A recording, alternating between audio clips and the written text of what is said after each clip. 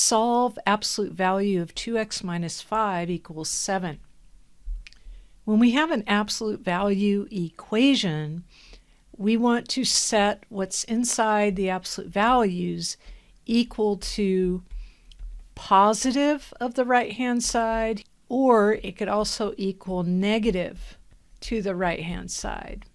Now we're just going to solve these equations.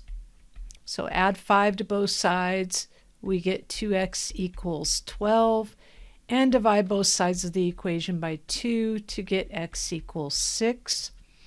On this other one, add 5 to both sides. This time we will get 2x equals negative 2, and we'll divide both sides by positive 2 and get x equals negative 1. So those are the two answers that should check. So 2 times 6, if we put in a 6 here, minus 5, it should equal, so that's a question mark, 7. And absolute value of 2 times negative 1, both of these answers, we need to check them. And that should equal positive 7 as well.